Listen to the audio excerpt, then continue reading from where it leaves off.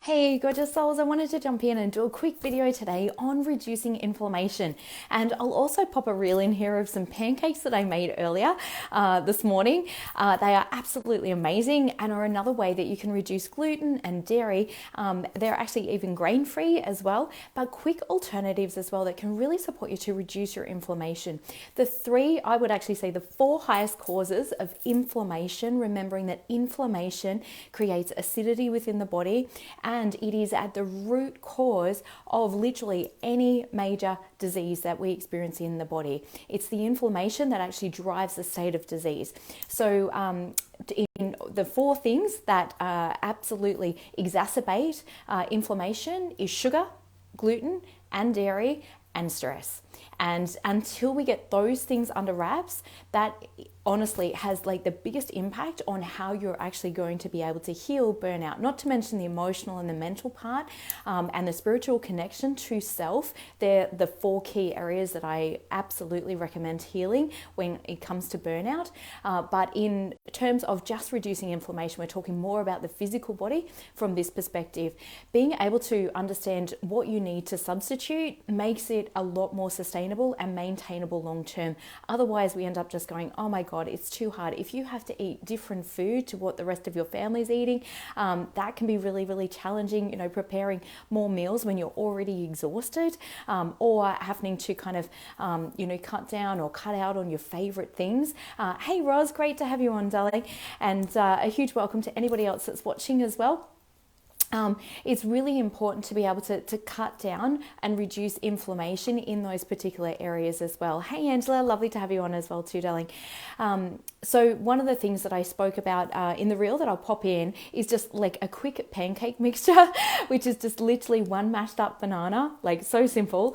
It has 4 egg whites. I've just experimented with this recipe recently, and 2 tablespoons of tapioca flour. So all of that is completely grain-free, gluten-free, and dairy-free, and tastes absolutely amazing. It's so quick and easy to make, and is a great substitute for still being able to have something sweet or something nice that you're really enjoying, particularly for brekkie, but also looking at things that you can also substitute. And Google is a great way of also doing that, like just literally Googling how can I substitute dairy, or what can I substitute dairy with, and it'll give you like a whole range of options.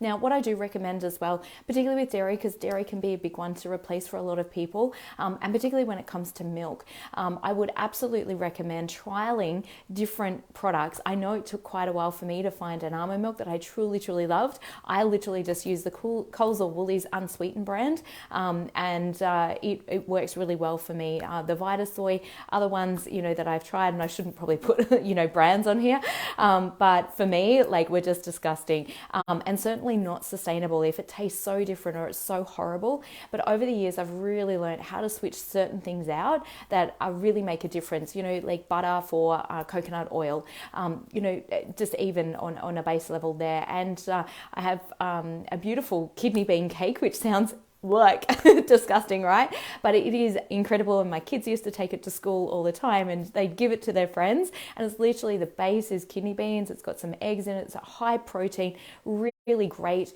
chocolate cake, yet is so good for you. And if anyone wants to know that recipe, drop a comment below and let me know what particular food restrictions. At one point in my journey, I was over 113 different food allergies. So I got very good at being able to substitute different foods and figuring out what tasted great, what worked really well, all of those things too, because this is a big part of reducing your inflammation, not to mention, obviously, cutting down things like alcohol, too much animal protein. I still definitely eat animal protein, but too much animal protein, alcohol, caffeine, high fat, high processed foods, high sugary foods, all of those things absolutely drive inflammation and drive over acidity within the body.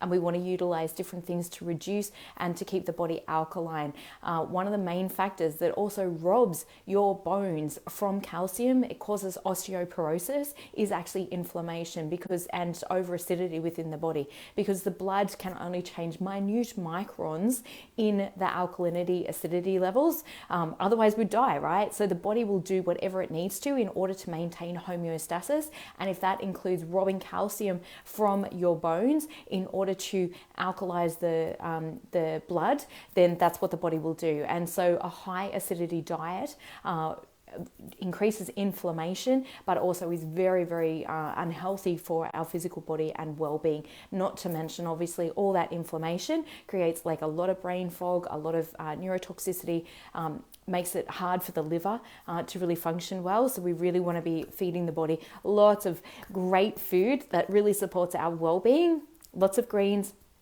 Citrus fruit is great as well, particularly lemon in water, and lots of alkalizing water. And I'll jump on and share a little thing about water over this next week as well, because really having high quality water is one of the most important things that we can also do for our body, given that we are like 70% water. So hopefully that's been helpful for you today. Wishing you all an amazing rest of your day. Bye for now.